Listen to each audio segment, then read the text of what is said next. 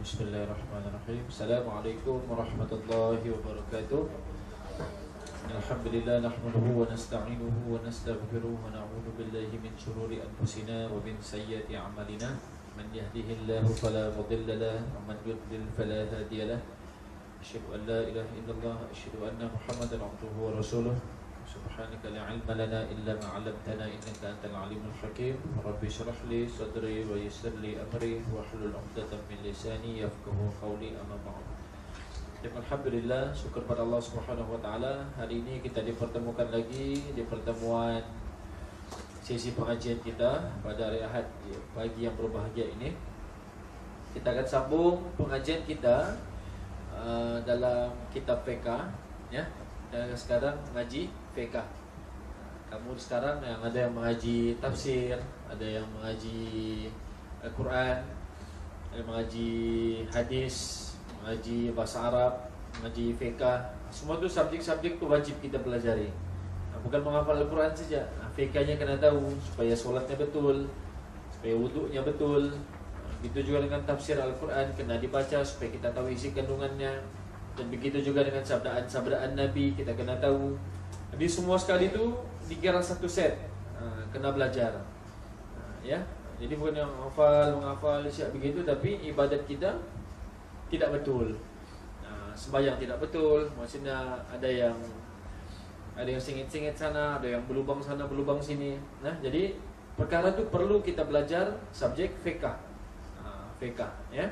Jadi fiqh yang kita pelajari adalah fiqhu Imam Syafi'i. Karena kita berpegang pada mufti kita, yaitu bermazhab Imam Syafi'i di Malaysia ini, ya.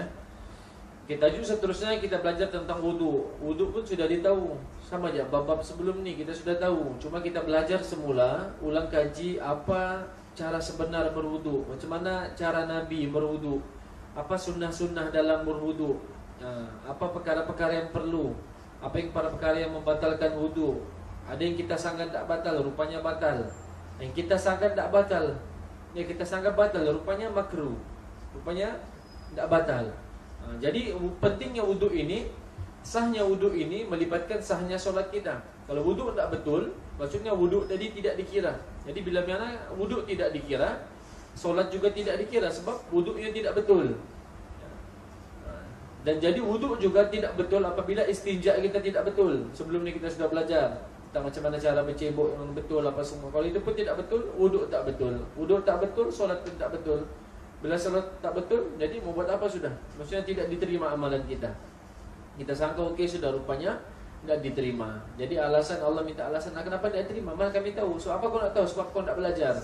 Kami kasih hidup kau di dunia begini-begini berapa puluh tahun begini, rupanya sibuk hal dunia saja. Hal yang 1 jam untuk agama ni dia tidak luangkan. Jadi ini wajib ke atas setiap orang Muslim, ya, gelar Islam, ya. Okey, wudu. Pengertian wudu, ya, wudu berasal daripada perkataan wada'ah. Dari segi bahasa dia bererti elok dan berseri, ya. Dari segi syarak pula ialah perbuatan menggunakan air pada anggota-anggota tertentu beserta dengan niat. Ia dinamakan demikian kerana dinamakan wudu kerana perbuatan tersebut mengelokkan dan menyerikan anggota yang dibasuh dan dibersihkan. Perkataan wudu ialah nama air yang digunakan untuk berwudu. Air wudu. Okay, rukun wudu. Apa itu rukun? Rukun ialah perkara-perkara wajib dalam berwudu, ya. Ya, rukun wudu mempunyai 6 perkara, iaitu niat, membasuh muka, membasuh 2 belah tangan hingga siku, menyapu sebahagian daripada kepala, membasuh 2 belah kaki hingga buku lali dan tertib. Dalil ini disyariatkan dalam dalil wudu disyariatkan dalam firman Allah Subhanahu wa taala, ya ayyuhalladzina amanu idza kuntum ila sholati faghsilu wujuhakum wa aydiyakum ila al-marafiq wamsahu bi ru'usikum wa arjulakum ilal ka'bain. Yang bermaksud, wahai orang-orang yang beriman, apabila kamu hendak mengerjakan sembahyang padahal kamu sedang berhadas kecil, maka berwuduklah, yaitu basuhlah muka kamu dan kedua belah tangan kamu meliputi siku, dan sapulah sebahagian daripada kepala kamu, dan basuhlah kedua-dua belah kaki kamu meliputi buku lali.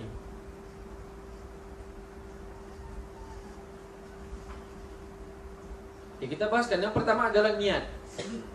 Niat, semua ibadat perlu kepada niat. Dengan adanya niat membezakan kita tu beribadat adapun tidak beribadat. Niat menjadi rukun kerana wudu adalah ibadah dan ia membezakan ibadat dengan adat. Ya, hal ini berdasarkan hadis Nabi SAW, innamal a'malu binniyat wa innama likulli imri'in ma nawah. Maksudnya sesungguhnya amalan itu adalah dengan niat dan setiap orang hanya mendapat apa yang diniatkan. Riwayat Al-Bukhari dan Muslim. Ini bermakna tidak sah ibadat dan tidak diambil kira oleh syarak melainkan apabila diniatkan. Seseorang mukallaf, kita ni mukallaf, orang yang sudah dipertanggungjawabkan, sudah akhil balik. Perempuan sudah haid, si lelaki sudah akhil balik, sudah bermimpi, keluar air mani. Itu dinamakan mukallaf, yang sudah dipertanggungjawabkan, dibebankan untuk ibadat. Adapun mu'allaf, nah itu mu'allaf orang yang baru masuk Islam. Orang yang sudah boleh sembahyang, sudah akhil balik disebut mukallaf. Ya.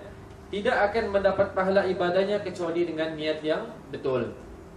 Ya, contoh dia puasa suka-suka saja tanpa niat berpuasa, maka dia hanya dapat lapar dan dahaga. Dia tidak niat ibadah. Macam orang beribadah, dia beribadat puasa, dia niat sebab semua orang kelilingnya puasa, jadi aku ikutlah puasa. Nah, itu tidak dikira niatnya untuk beribadat. Kalau dia yakin puasa itu ibadat, maka dia niat aku ibadatin sebab Allah fardukan untuk aku. Itu namanya niat di hatinya. Tapi kalau dia puasa sebabkan dikelilingnya puasa semua, jadi mau aku puasa juga nih, mesti aku puasa, itu bukan niatnya untuk ibadah. Dia niat supaya orang tidak pandang siarung sama dia. Dia ikut juga serta berlapar satu hari, tidak minum satu hari. Itu tidak dikira niatnya. Niatnya supaya orang tak pandang dia puasa. Tapi kita ni puasa sebab kita tahu, oh kita puasa Allah suruh, Allah wajibkan. Tahan diri daripada makan dan minum daripada subuh hinggalah maghrib tadi. Kita tahu, kita tahu puasa sebab kita tahu ada pahala yang dijanjikan. Itu kita puasa. Sudah puasa kita kerjakan ya solat 5 waktu. Lepas tu malam kita laksanakan yang tarawih. So, kita tahu itu ibadat, niat kita tu sudah ada. Berbeza dengan orang puasa suka-suka saja. Maka yang dia lapar hanya lapar, seharian berlapar, seharian kehausan. Besok tak sembahyang, tak tutup aurat, seharian begitulah. Umpama dia kerja 1 bulan tapi tidak dapat apa-apa, kosong, tak dibagi gaji oleh bosnya. Jadi begitu. Jadi pentingnya niat. Ya. Jadi sebelum puasa juga dia kena tahu. Dia kena tahu apa ilmu untuk berpuasa, supaya dia tahu ibadat itu apa, puasa itu ibadat. Jadi begitu juga dengan wudu. Wudu kita niat sebab kita tahu itu adalah ibadah. Pengertian niat pada bahasanya adalah tujuan. Ya. Contoh niat adalah kita boleh niat asalnya adalah di dalam hati. Apa yang terdetik dalam hati kita itulah niat. Ya. Contoh kita mau berwuduk, tapi kita tidak lafazkan wuduk, tapi dalam hati kita mau ke tandas tu sebab mau wuduk kan?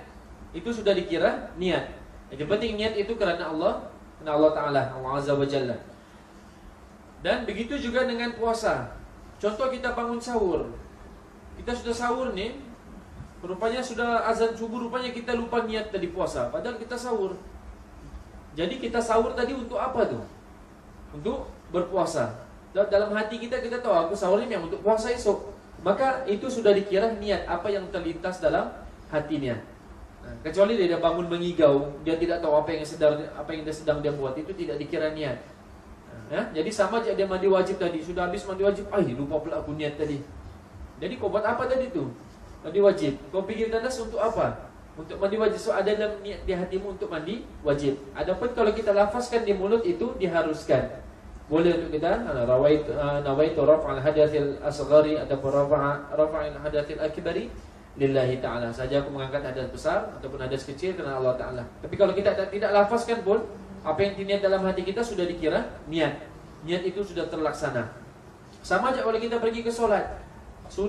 Imam sudah rakaat kedua. Kita masuk rakaat kedua, imam sudah mau cepat, imam sudah mau ruku kan, contoh dia baca inna ataina inna syani'aka huwal abtar, terus dia ruku, kita baru masuk ke saf ni, kita mau kejar, supaya kita sempat sekali ruku. Jadi di situ kita tak perlu niat lagi di mulut kita. Kalau kau niat sempat lagi imam tu bangun i'tidal, sami Allah, kita masih usolli fardu maghrib salata rakaatin, adaan makmuman lihat habis. selesai orang sujud, orang rukuk tadi. Nanti kita bahaskan di bab solat. Jadi kalau maksudnya di sini niat tuh, kalau kita kejar orang yang sembahyang tadi tuh, terus kita angkat takbir Allahu Akbar tanpa kita lafaz mulut, tapi niat dalam hati kita tuh, kenapa kau masuk saf tadi tuh? Mau solat kan? Itu dalam hati sudah kita lafazkan. Niat itu dalam hati. Adapun mau lafaz guna mulut, kita beritahu zuhur itu 4 rakaat mengikut imam secara berjemaah karena Allah Taala. Jadi niat itu dalam hati, ya. Okey. Jadi tak terbangun sahur pun sama, aduh tak terbangun sahur belum aku niat lagi semalam. Kau sudah tahu kan memang puasa puasa 1 bulan 30 hari, kita sudah niat memang kan dalam hati kita, oh puasa ni sebulan memang 30 hari. Itu kita sudah dikira niat. Jadi maksudnya tidak perlu pagi itu kau batalkan puasa, kau dah aku sahur, lupa aku niat, jadi tak aku puasa, tidak. Ya, dalam hatinya sudah ada niat untuk puasa esok hari. Dia mau bangun sahur besok, malam tu pun dia tahu sudah, kenapa aku bangun sahur, sebab mau puasa esok hari. Jadi tidak ada puasa itu terbatal sebabkan lupa niat, sedangkan niat itu sudah ada dalam hati. Ya, jadi begitu jangan wuduk terus buka paip bismillah terus kita berwuduk. Niat itu sudah ada dalam hati, ya. Oke, itu pengertian niat. Niat ada dalam hati. Oke, yang kedua, ini yang rukun ya. Rukunnya maksudnya wajib sahaja. Dalam Al-Quran Allah sebut apa anggota yang wajib dalam berwuduk. Adapun anggota-anggota sunat dalam berwudu, Nabi sebutkan dalam hadis. Jadi ada yang tidak disebutkan dalam Al-Quran, Rasulullah dia terangkan dalam hadis. Dan hadis itu juga merupakan wahyu daripada Allah. Kedua, membasuh muka kesemuanya. Hal ini berdasarkan firman Allah, faghsilu wujuhakum. Maka berwudulah itu, basuhlah muka kamu, ya.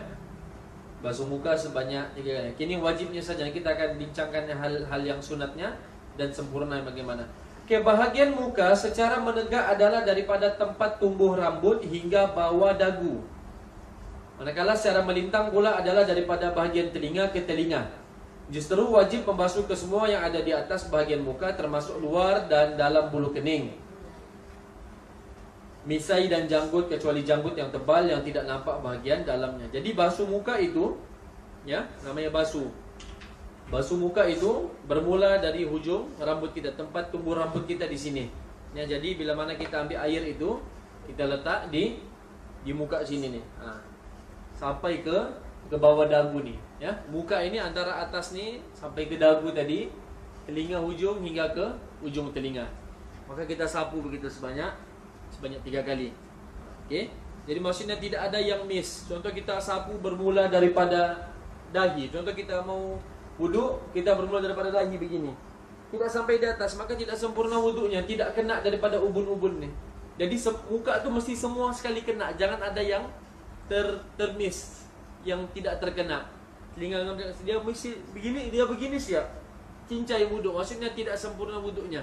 Melaju siap begitu nah, tidak kena di sini, dagu tak basah apa semua, maka tidak sempurna wuduk tadi. Jadi wuduk itu dalam hadis Nabi, sempurnakanlah wuduk. Ya, jadi kena slow-slow wuduk, jangan kelang kabut.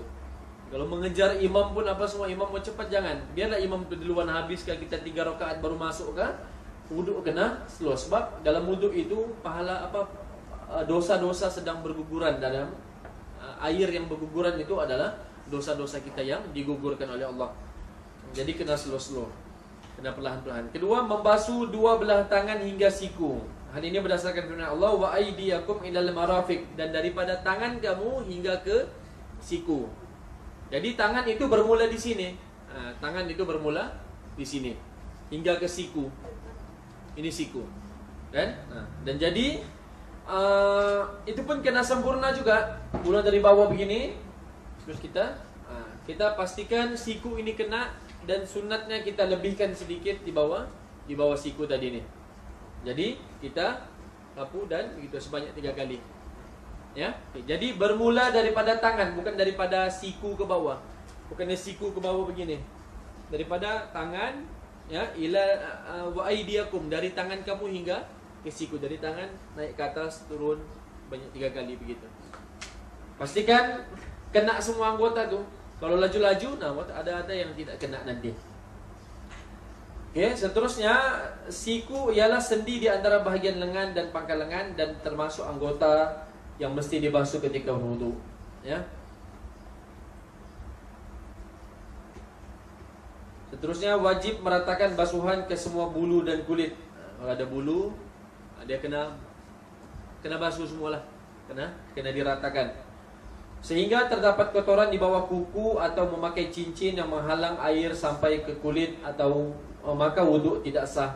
Maka kalau ada cincin dia pakai masa itu, maka dia kena buka-buka cincinnya, gerak-gerakkan supaya air itu masuk ke anggota badan. Jadi maksudnya tidak ada benda yang boleh menghalangi apa-apa yang boleh sampai air ke anggota wuduk kita. Contoh selotip kayak yang melekat, liquid paper ke, ya, yang tidak boleh, yang kita mesti hilangkan dahulu, supaya air itu sampai ke anggota wuduk. Contohnya gam gajah itu lagi teruk, sekali kena memang keras di tangan. Mengupasnya pun satu hal, merah, ya.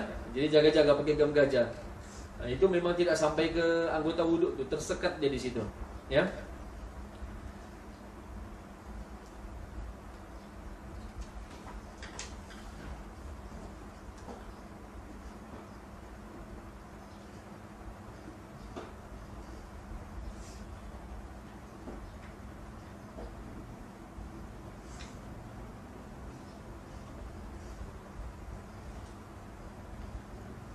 Okay. Dalam hadis Nabi, berdasarkan hadis daripada Abu Hurairah radhiyallahu anhu, annahu tawaddaa fa ghassala wajhahu fa asbagha al-wudu, thumma ghassala yadahu al-yumna hatta ashra'a fil 'addi, thumma yadahu al-yusra hatta ashra'a fil 'addi, thumma masaha ra'sahu, thumma ghassala rijlahu al-yumna hatta ashra'a fi saq, thumma ghassala rijlahu al-yusra hatta ashra'a fi saqi. Thumma qala hakadha ra'aitu Rasulullah sallallahu alaihi wasallam yatawadda. Maksudnya daripada Abu Hurairah, dia berwudu dengan membasuh mukanya dengan sempurna, kemudian membasuh tangan kanan, kemudian tangan kiri hingga bahagian lengan, menyapu kepala dan menyapu kaki kanan, kemudian kaki kiri sehingga bahagian betis. Kemudian berkata, demikianlah aku melihat Rasulullah sallallahu alaihi wasallam berwudu. Oke, seterusnya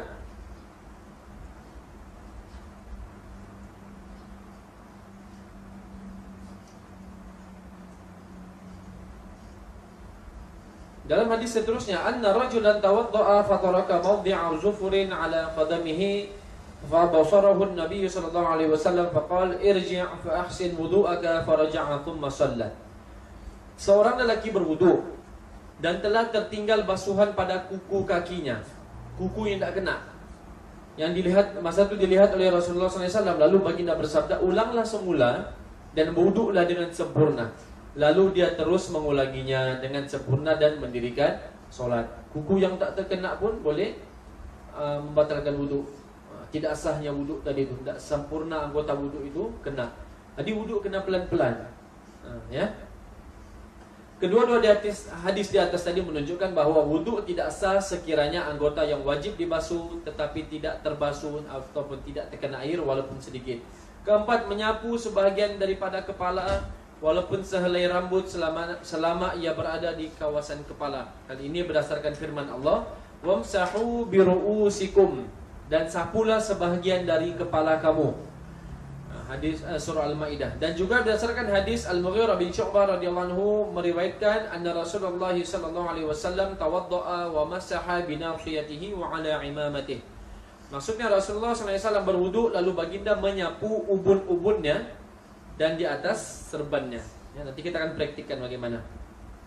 Membasuh kepala atau sebahagiannya sebagai ganti kepada menyapunya adalah harus. Ubun-ubun ialah bagian atas kepala dan ia adalah sebahagian daripadanya. Perbuatan menyapu ubun-ubun sahaja menunjukkan bahawa menyapu mana-mana bahagian kepala adalah memadai. Ya. Oke, jadi yang menyapu kepala, bukannya rambut ya, kena rambut dan kepala sekali. Ya, bukannya rambut begini-begini tuh, kepala dan ini. Yang tidak ada rambut pun dia kena basuh kepalanya tuh. Ya, jadi bukannya rambut, tapi kepala yang mengenai rambut sekali. Kelima, membasuh dua belah kaki hingga buku lali. Hari ini berdasarkan firman Allah, wa arjulakum ilal ka'bain, dan basuhlah kedua belah kaki kamu meliputi buku lali. Oke, buku lali tahulah semua kan? Ya, tulang yang timbul itu. Okay, keenam tertib, iaitu mengikut urutan wudu. Tidak mengikut urutan maksudnya tidak sah lah. Maksudnya dia mendahulukan basuh muka, dia basuh tangan hingga ke siku baru dia basuh muka, maka ini tidak dikira. Ya. Okay, sunat wudu. Okay, ini yang sempurnanya pula. Kita gabungkan sunat wudu yang Nabi lakukan dengan yang fardu tadi. Fardu tadi cuma kepala, muka, kedua belah tangan hingga siku, menyapu sebahagian kepala dan kedua belah kaki, dan tertib. Okay? Jadi 5 tu tadi yang rukun dia, yang wajibnya. Yang wajib itu maksudnya kalau ketiadaan air ataupun ramai betul jemaah yang menunggu sudah, maka kita boleh ambil yang wajib. Nah, ya, tapi kalau tidak ada keadaan yang mendesak, air kita banyak, maka kita wuduklah sempurna. Sebab wuduk itu pun sudah dapat pahala. Ya, belum lagi solat tadi. Ya. Okay, pertama menyebut nama Allah. Okay, ini sempurnanya wuduk ya. Bermula, menyebut nama Allah itu Bismillah. Jadi menyebut nama Allah Bismillah ini tidak perlu pun kita lengkap Bismillahirrahmanirrahim. Bismillah sahaja pun sudah memadai. Tapi kalau mau lengkap silakan. Tapi yang betul adalah Bismillah. Sama juga kita hendak makan, kita sebut Bismillah sahaja pun sudah memadai. Ya. Sunat menyebut nama Allah pada permulaan wudu. Hal ini berdasarkan hadis yang mana Nabi menyebut membaca Bismillah sebelum wudu. Okay, kedua, membasuh dua belah tapak tangan sebanyak 3 kali sebelum memasukkannya ke dalam bekas air. Jadi orang yang berwudu di kola air tak boleh terus celup tangannya masuk ke dalam kolah tadi. Contoh di Masjid Kausar terus kita celup tangan kita begitu. Ya, sunatnya adalah kita ambil gayung dahulu, kita basuh dahulu tangan kita di luar sebanyak 3 kali, baru kita mulakan wudu kita, baru kita celup air, masukkan air ke dalam air kolah tadi, baru kita berkumur-kumur. Sebab kita tidak tahu apa-apa yang terkena di tangan kita najis ke apa, maka untuk langkah berjaga-jaga, sunnahnya kita ambil dulu gayung, kita cuci dahulu tangan di luar, baru bermulanya wuduk tadi. Hal ini berdasarkan hadis Nabi. Semua berdasarkan hadis Nabi. Semua berdasarkan apa yang pernah dilakukan oleh Nabi. Ya, daripada Abdullah bin Zaid radhiyallahu anhuma, su'ila an wudu'in Nabi sallallahu alaihi wasallam fada'a bitawrin min ma' fatawadda'a lahum wudu'an Nabi sallallahu alaihi wasallam fa'akfa'a ala yadihi min at-tawr faghasala yadayhi thalathan thumma adkhala yadahu fil ina'. Maksudnya ketika ditanya tentang wuduk Nabi SAW, sahabat tanya tentang wuduk Nabi, lalu dia meminta air dalam bekas tembaga. Kemudian dia berwuduk untuk menunjukkan cara Nabi berwuduk. Dia menuangkan air daripada bekas tersebut dan membasuh tangannya sebanyak 3 kali. Seterusnya barulah dia memasukkan tangannya ke dalam bekas tersebut. Nabi buat begitu, maka sahabat ikut, maka sahabat sampaikan. Jadilah dia hadis, ya. Jadi yang seterusnya bersugi. Lepas ini tadi sunatnya tadi sudah kita membasuh tangan, kemudian kita bersugi. Berdasarkan hadis Abu Hurairah radhiyallahu anhu, Nabi sallallahu alaihi wasallam bersabda, "Laula an asyqa ala ummati la amartuhum bisiwak 'inda kulli wudu'." Kalaulah tidak kerana membebankan umatku, kalaulah aku tidak risau aku membebankan umatku, pasti aku akan perintahkan umatku ini untuk bersugi setiap kali berwudu. Cuma takut pula umatku rasa terbeban. Tapi dengan alasan Nabi takut kita rasa terbeban, tapi kita anggap ini kita kena kita kena amalkan juga nih, sebab dia adalah satu sunnah. Sebelum berwudu kita bersugi. Ya, kita bersugi. Maksud perintah dalam hadis tadi adalah perintah wajib. Namun hadis ini menunjukkan bahwa bersugi adalah sunat muakkad yang dituntut. Ya, sunat yang dituntut. Okey, setelah kita basuh tangan tadi sebanyak 3 kali, ya, basuh tangan tadi daripada ni ya, kita basuh di belakang ni, kita gosok-gosok 3 kali. Habis itu di belakang ni, habis itu baru kita gosokkan yang di depan ni. Bukan yang sekali-sekali begitu, takut ada yang tidak kena. Kita sapu dahulu di belakang ni 3 kali, baru yang tapak tangan ni 3 kali, dan menyental-nyental jari kita ni, jari jemari. Lepas tu bersugi. Lepas tu barulah kita memulakan berkumur-kumur dan memasukkan air ke dalam hidung serta tangan kanan dan mengeluarkannya dengan tangan kiri. Okey. Jadi Nabi tadi setelah dia membasuh tangannya sebanyak 3 kali, dia berkumur-kumur sekaligusnya, dia berkumur-kumur. Dia masukkan air, dia ambil air kita tadahkan di tangan. Kita masukkan separuh air daripada tangan itu untuk berkumur-kumur, separuhnya lagi kita terus sedut di hidung, memasukkan air ke dalam hidung dan mengeluarkannya semula. Jadi hadis ini menunjukkan sebanyak 3 kali, ya, sebanyak 3 kali. Jadi Nabi itu sekaligus dia begitu, bukan yang berkumur-kumur, sudah selesai 3 kali, habis itu dia memasukkan air 3 kali baru keluarkan. Dia cantumkan sekali yang Nabi buat nih. Nabi buat berkumur-kumur, separuh dia masukkan air ke mulut, separuhnya dia tarik hidung tuh. Pernah buat kan? Tarikkan begitu. Jadi sementara mulut tuh kumur-kumur, Nabi ambil tangan kirinya untuk hembuskan air yang dia masukkan ke dalam hidung tadi. Jadi satu set sekaligus. Boleh paham kan? Jadi begitu. Bukannya kita berkumur-kumur, baru kita berhidung lagi begitu. Begitu ya. Dia digabungkan sekali. Sebab Nabi buat begitu. Ada tuh kita pernah tengok orang lain yang cara wuduknya begitu. Maksudnya dia mengamalkan hadis Nabi itu. Mungkin kita kenapa dia gabungkan sekali ya? Sama nanti kepala sekali gabung dengan telinga. Sebab Nabi dia buat begitu. Ya, tapi kalau kita tidak buat begitu pun tidaklah batal kita punya wuduk. Cuma yang mengikut lagi sunnahnya kita boleh lakukan begitu. Ya. Okay, jadi berkumur-kumur, masukkan air ke dalam hidung dengan tangan kanan dan mengeluarkannya dengan tangan kiri. Jadi wuduk itu tangan kanan, dia kumur-kumur itu di sini. Jadi mengeluarkan dengan tangan kiri. Jadi apa yang keluar daripada hidung itu adalah kuman-kuman resdung kita tuh yang selesema tuh. Hakikatnya daripada wuduk pun kita boleh sembuhkan apa yang ada berkurung-kurung dalam hidung kita tuh. Ya, itu satu rawatan semula jadi tuh yang Nabi ajarkan pada kita.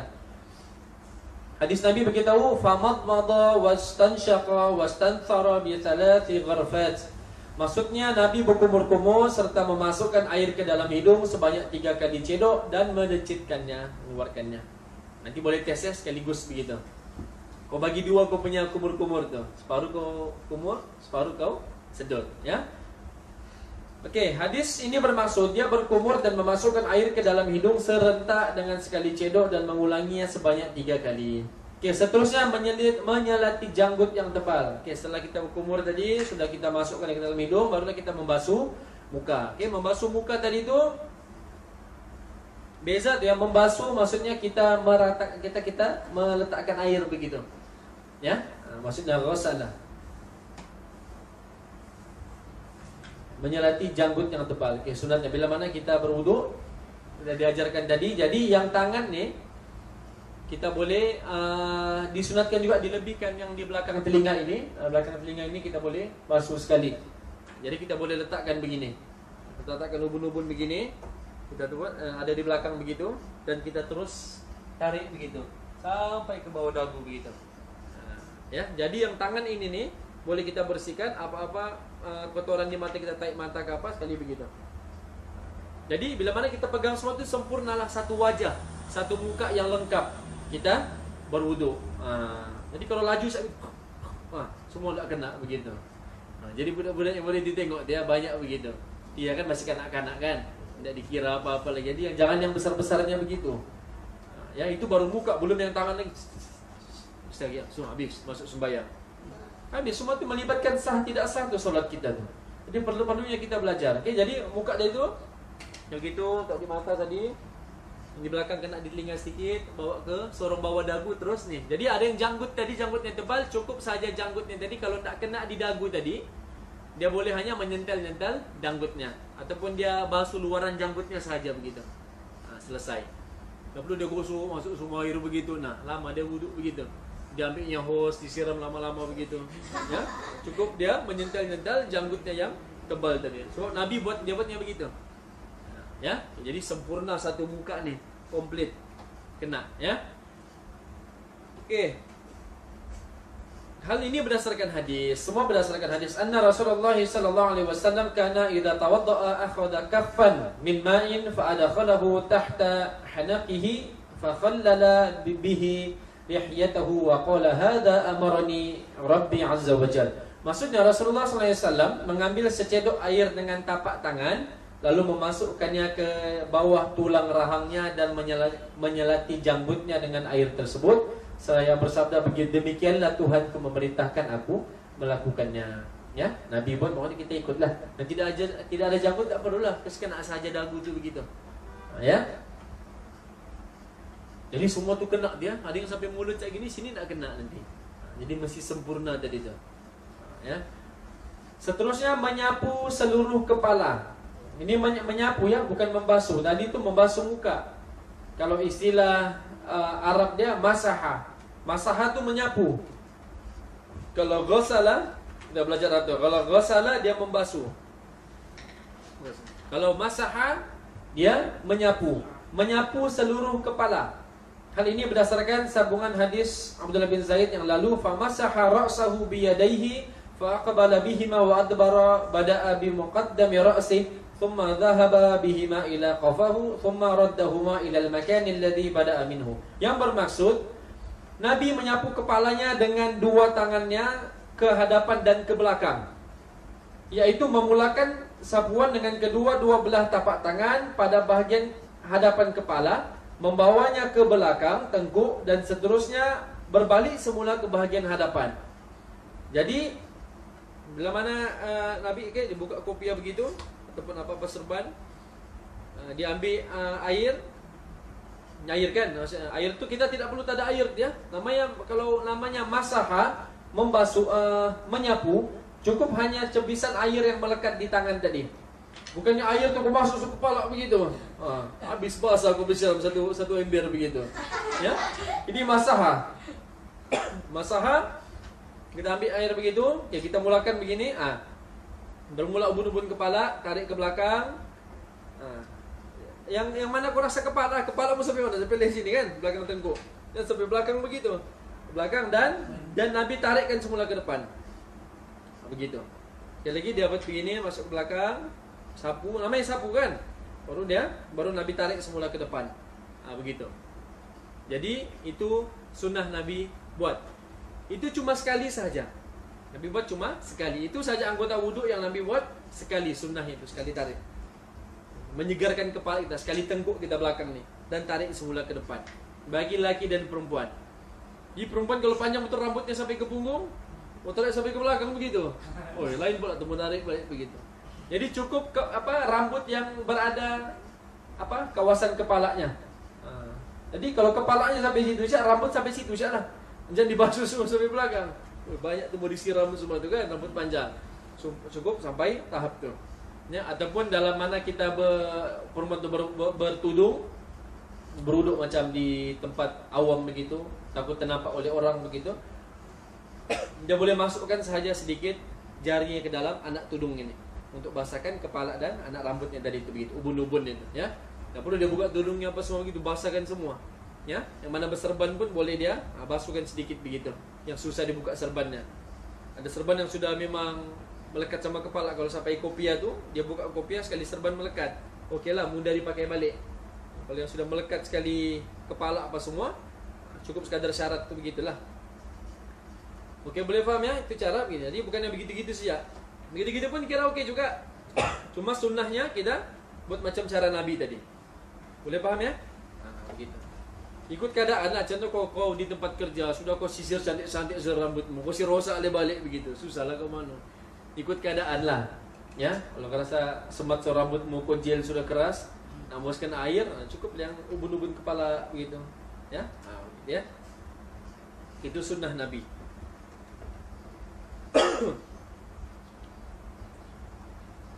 Okay, kepala sudah. Seterusnya menyelati celah-celah jari kedua-dua belah tangan dan kaki. Okey, setelah lupa pula Ustaz ya. Masa kepala tadi dan Nabi terus masukkan, dia ambil tadi terus masukkan jari telunjuknya ke telinga dan ibu jari ini ke belakang telinga, digosok satu kali dan telinga sekali begitu. Pun satu set terus. Ini pun kamu tahu kan, masuk begitu, kita putarkan begitu dan jari begitu. Satu set, terus dia begitu sekali. Satu kali. Ya, kira satu set. Satu kali. Jadi bukan telinga 3 kali apa semua begitu kan. Tapi mau buat juga silakan, ya, tidak mengapa. Ya. Tapi memang hadis yang betul-betul Nabi yang sahih itu dia buat sekali satu set begitu. Ya. Ringkas ya sebenarnya kan, sudah tadi ini pun satu set juga. Ini pun satu set kepala sama telinga kan? Ya. Terusnya sudah selesai, barulah masuk bagian kaki. Kaki sunnahnya kita menyelati celah-celah jari kedua belah tangan dan kaki. Okey, cara menyelati jari-jari, maksud menyelati itu yang begini-gini dia, masuk jari ke jari. Caranya menyelati jari-jari tangan adalah dengan memasukkan jari-jari kedua belah tangan antara satu sama lain. Sementara cara menyelati, kalau tangan kita celahkan begini salah. Kalau kaki pula bagaimana? Cara menyelati jari-jari kaki pula adalah dengan menggunakan jari kelingking. Jari kelingking kita, jari kelingking tangan kiri bermula dari jari kelingking kaki kanan dan berakhir pada kelingking kaki kiri. Kalau muka tengok kaki sini macam anu pula kan? Anggap ini kaki. Kaki ustaz di sini. Okey, kita membasuhnya guna tangan kiri. Sunnah Nabi itu, Nabi dia wudu dalam keadaan dia duduk dan kaki itu di lantai, itulah begitu. Sampai kita duduk begitu kan, wudu. Ni dua-dua kaki Nabi misalnya.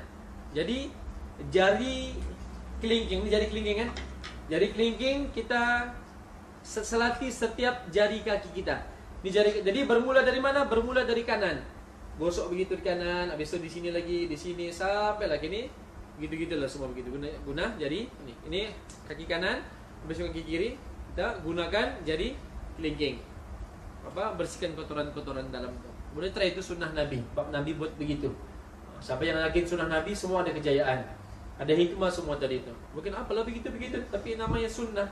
Perbuatan Nabi semuanya sunnah tadi itu. Okey, boleh ya? Boleh paham ya? Cara tadi. Okay, itulah lengkapnya wuduk kita tadi begitu.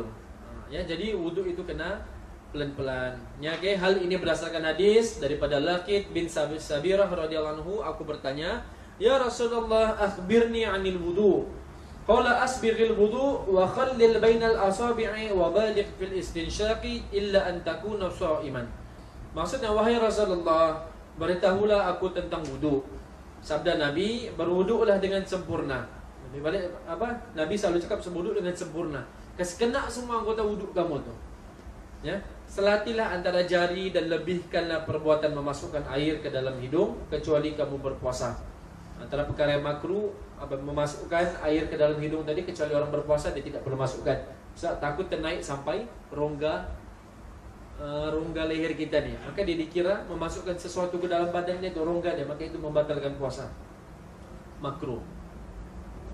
Hadis terusnya daripada Al-Mustawrid katanya, ra'aitu Rasulullah sallallahu alaihi wasallam tawaddaa fa khallala asabi'a rijlaihi bi khinsirihi. Aku melihat Nabi sallallahu alaihi wasallam berwuduk, baginda menyelati celah-celah jari kedua belah kakinya dengan jari kelingking.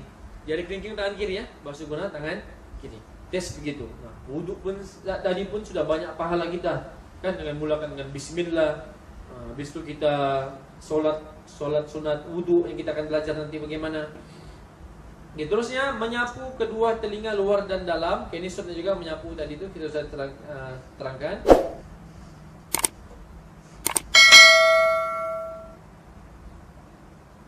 Nabi sallallahu alaihi wasallam masaha bi ra'sihi wa udhunayhi zahirihima wa batinihima.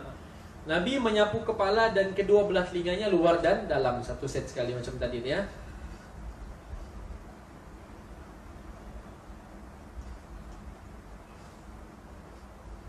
Sunat seterusnya melakukan semua perbuatan fardu wudu dan sunatnya sebanyak 3 kali. Ya, semua itu sunatnya sebanyak 3 kali. Ya, 3 kali. Hal ini berdasarkan hadis ala yurikum wudu Rasulullah sallallahu alaihi wasallam thumma tawaddaa thalathan. Mahukah kamu aku tunjukkan cara Rasulullah sallallahu alaihi wasallam berwudu? Kemudian dia pun berwudu 3 kali. Nabi menyukai bilangan yang ganjil.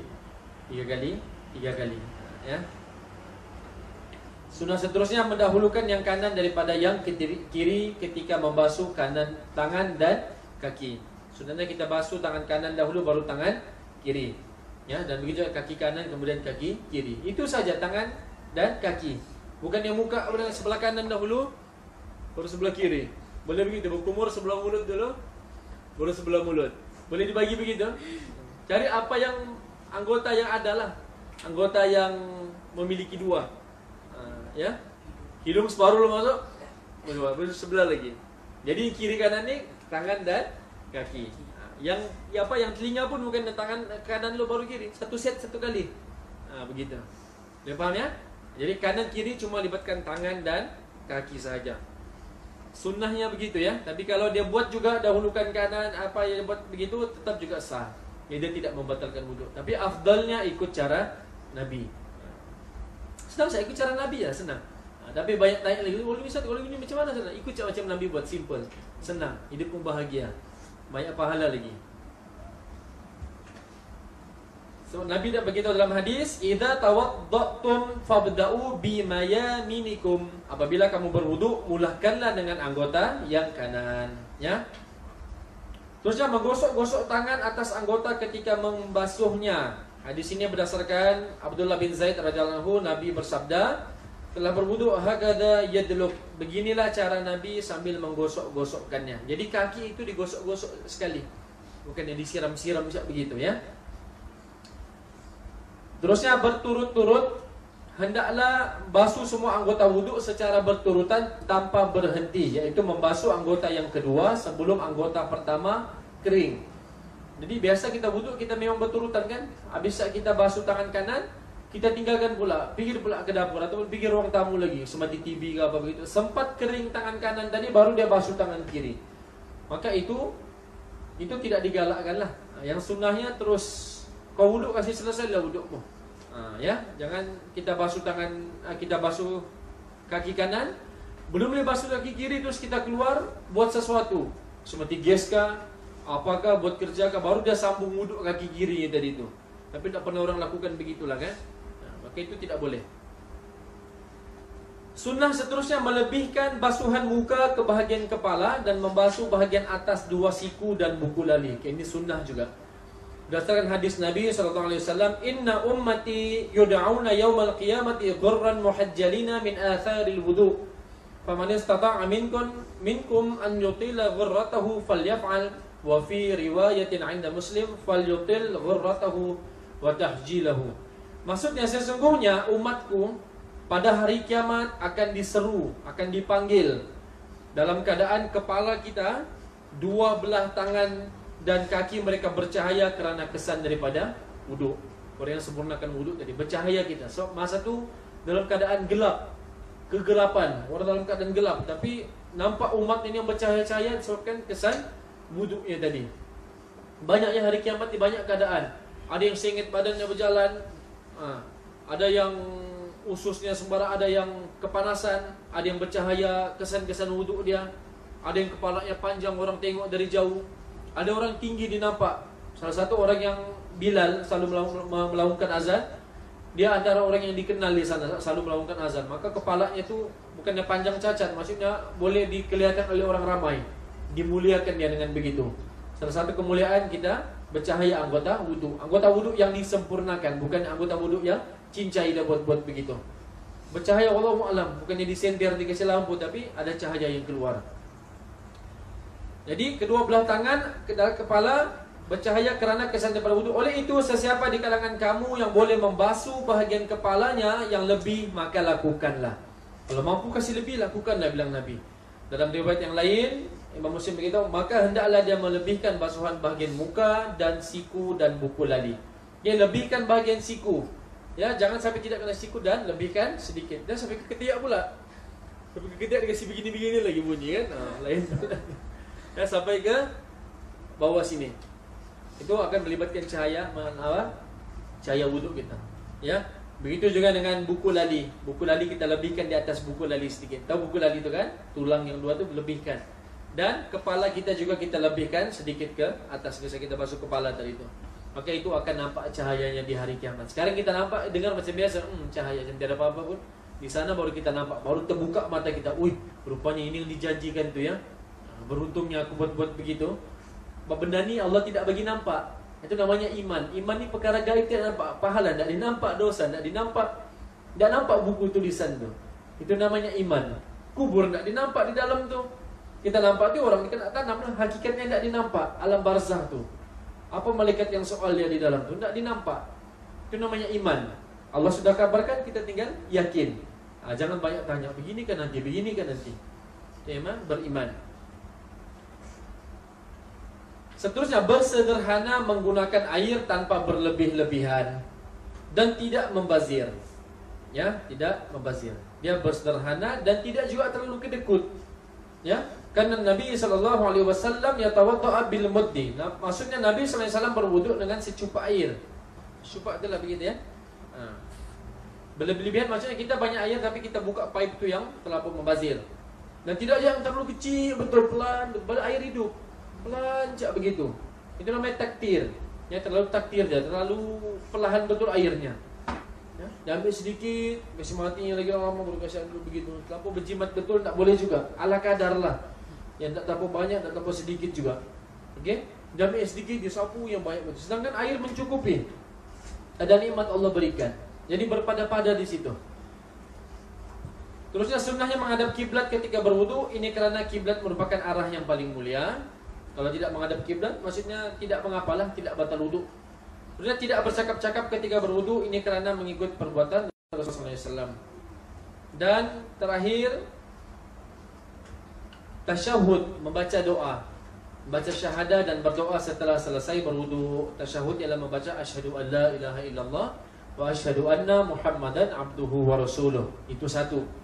Kalau kita nak tambahkan lagi, Allahumma ja'alni minat tawwabina wa ja'alni minal mutatahhirin. Gabungkan kedua-dua sekali. Nah, siapa yang baca doa ni, Allah akan bukakan 8 pintu syurga bagi dia. Tinggal pilih pintu mana yang dia mau masuk. Tinggal baca doa ni sejak. Tapi jadi kita jadikan ni satu amalan. Kalau sudah kebiasaan disebut-sebut, otomatik mulut kita terkeluar. Habis baca doa, habis wuduk terus asyhadu an la ilaha illallah sampailah habis. Allahumma ja'alni minat tawwabin. Kerana apa? Allahumma ja'alni, ya Allah jadikanlah aku orang-orang yang bertaubat. Orang-orang yang bertaubat maksudnya orang-orang yang bersih daripada dosa. Sebab kita tadi berwuduk tu dosa-dosa kita berguguran semuanya. Berguguran semua jatuh. Lepas tu kita baca doa lagi supaya Allah masukkan kita dalam golongan orang yang bertaubat. Dosa-dosa kecil kita semua berguguran. Belum lagi kita solat tadi. Itu lagi banyak Allah hapuskan dosa kita. Itu maha rahimnya Allah, maha penyayangnya Allah, maha pengampunnya Allah. Allah ampunkan dosa-dosa hambanya yang kecil tadi. Habis sembahyang zuhur ke sembahyang asar. Dari sembahyang zuhur asar tadi ada yang mengumpat kawannya, buat status sembarangan, mengolok-olok orang, dosa-dosa kecil yang dibuatnya, ya, mengolok-olok orang. Sekali asar tadi Allah hapuskan dosanya secara otomatik melalui wudu, air basuhan yang jatuh yang kita tidak nampak tu, gaib. Apatah lagi solat, kita ruku, kita sujud, kita bawa beban dosa kita tu habis berjatuhan semua begitu. Yang penting ikhlas beribadat. Yang penting dia tahu dia tu sedang menghadap Allah, maka dosanya akan diampunkan. Niat tu main peranan tu. Kalau niatnya sembahyang, macam pikir-pikir sembarangan, dia tidak tahu Allah sedang melihat dia, maka telah solat dah. Tidak betul.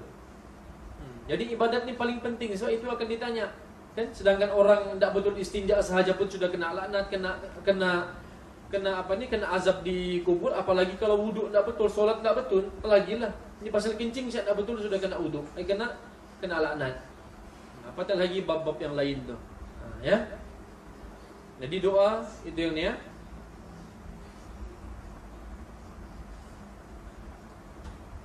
Itu baru wudu. Kita belajar wudu ya, bab fardu wajib dan sunat wudu. Perkara-perkara makruh. Berbaki 10 minit ni sempat kita habiskan. Banyak rupanya wudu ni ya.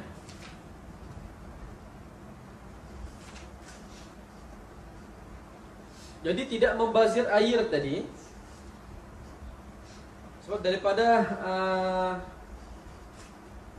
hadis Abu Dawud, Nabi SAW bersabda, innahu sayakunu fi hadhil ummah qaumun ya'taduna fit tuhuri wa du'a. Akan ada satu kaumku nanti ni, umatku nanti ni yang melampaui batas, berlebih-lebihan dalam bersuci, berwuduk, berhambur airnya, maksudnya berlebih-lebihan wuduknya, wa du'a, dan berdoa secara berlebih-lebihan. Ya, maksudnya berlebih-lebihan tadi dalam ambil air wuduk, maksudnya gunakan air yang banyak. Walaupun kita berwuduk di sungai, tidak boleh je membazir walaupun air itu banyak.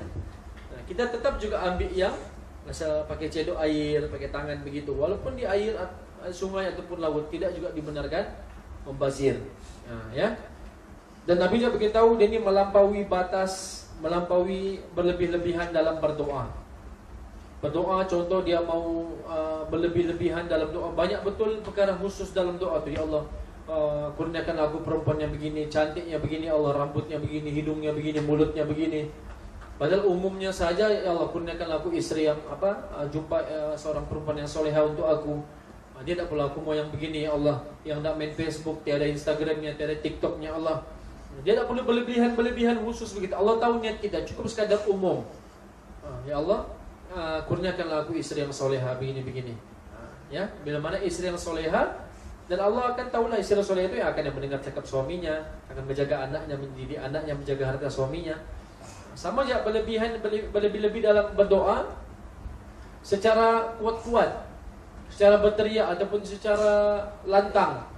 Kerana dalam firman Allah Subhanahu wa taala, "Ud'u rabbakum tadarruan wa khufyah." Berdoalah kepada Allah dalam keadaan rendah diri dan dalam keadaan suara yang perlahan. Jadi bila mana kita belajar fiqh, kita tahu kita tidak boleh menguat-nguatkan suara dalam berdoa ataupun berzikir. Apatah lagi kalau selesai solat, bila mana ada orang yang masbuk di belakang kita, orang masbuk yang belum habis solat, kita assalamualaikum warahmatullah. Orang ada yang baru naik rakaat ketiga dan keempat. Jadi bila mana kita lihat orang di belakang kita tadi itu ada yang masbuk, maka zikir kita harus diperlahankan. Ini Allah yang suruh, tadarruan wa khufyah, perlahankan. Jangan orang yang masbuk di belakang kau berkencang juga di depan, astagfirullahalazim alladzi la ilaha illa huwal hayyul qayyum, Allahu la ilaha illa subhanallah subhanallah subhanallah, mengganggu orang yang sembahyang. Kita buat satu dosa saja, bukan kita beribadah tapi mengganggu orang sembahyang. Kita kalau masbuk, imam baca kuat-kuat di depan, terganggu kita tu kan? Apa aku baca ni? Kena dia pakai mikrofon lagi. Kecuali orang yang berceramah tu ndaklah. Itu memang ada satu majlis tadi tu. Ya, kalau memang dia orang masbuk tadi tanpa kuat. Jadi kita ni imam kena tahu di belakang kita tadi tu ada orang masbuk. Jadi kita akan zikir perlahan. Subhanallah, berdoa secara perlahan. Didengar sudah tu. Jadi perlunya belajar fiqh, perlunya belajar sunnah Nabi. Macam mana kita tengok keadaan tu sesuai atau tidak. Jangan main langgar saja. Nah, semua tu hadis Nabi dan firman Allah yang tercatat sudah memang begitu. Ya. Okey, seterusnya, jadi janganlah kita berlebih-lebihan dalam bersuci tadi, dan begitu dengan doa yang melampaui batas. Ya Allah, kau jodohkanlah aku untuk dia, ya Allah. Ya Allah, kalau dia bukan jodohku, kau sejodoh je, ya Allah, begitu. Kalau dia jodoh orang lain, ya Allah, kasih aku juga, jangan kasih dia. Nah, maksudnya kalau dia sudah kahwin sama orang, ya Allah, kasih cerai dia, Allah, kasih aku juga. Ya begitu. Maksudnya dia mau betul-betul perempuan tu. Kalau doa yang umum, ya Allah, kalau dia baik untuk aku, permudahkanlah untuk aku. Kalau dia tidak kurang baik untuk aku, maka jauhkanlah dari hidupku. Tak perlu yang detail betul tadi tu. Ya Allah, kalau dia bercewek, ya Allah, kasih lepas sama cewek yang tak bagus, ya Allah, kasih sama aku bagus. Banyak betul, berlebihan dalam doa. Ya Allah, dia kasih begini, ya Allah, dia budak TikTok, ya Allah, kasih anu, ya Allah, kasih taubat dia begini-begini ya. Okey, itu namanya ya'tadun, tidak berlebih-lebihan. Doa umum sahaja. Ya, contoh kita minta kebaikan. Contoh dalam peperiksaan, ya Allah, mudahkan jawab exam, ya Allah. Ya Allah, soalan pertama tentang ini objektif, kasih betul ya Allah objektifku. Soalan kedua, ya Allah, soalan petikan, kasihlah ke petikan-petikan yang senang, ya Allah. Ya Allah, lepas soalan karangan, kasih masuklah karangan kami yang sudah kami buat baru-baru ini, ya Allah, perjumpaan UPSR. Itu terlalu berlebih-lebihan. Umumkan saja, Allah, permudahkanlah kami untuk menjawab peperiksaan.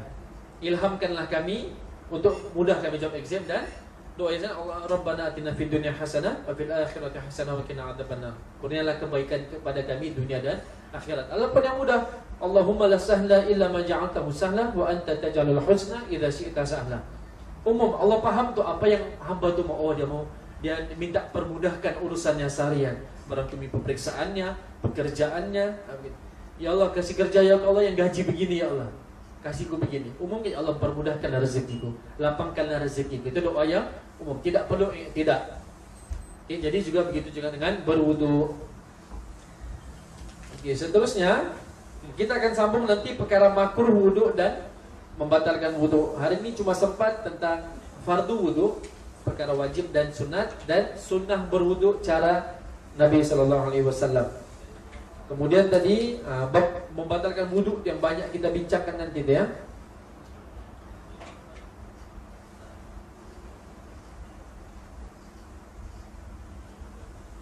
Seterusnya juga sebelum berwudu pastikan di tangan kita ini tidak ada apa-apa yang melekat, selotip ataupun apa-apa semua. Kalau kita wudu, selesai wudu baru kita perasa ada pula plaster terlekat. Contoh kita buat satu kertas, gam-gam apa semua, ada selotip benih melekat tadi.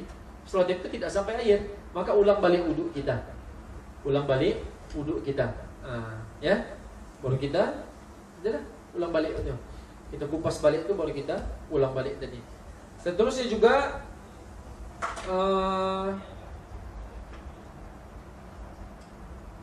sebaiknya kita sebelum wudu kita selesaikan dahulu urusan tandas kita. Kencing dan berak kita apa semua baru kita selesaikan wudu kita.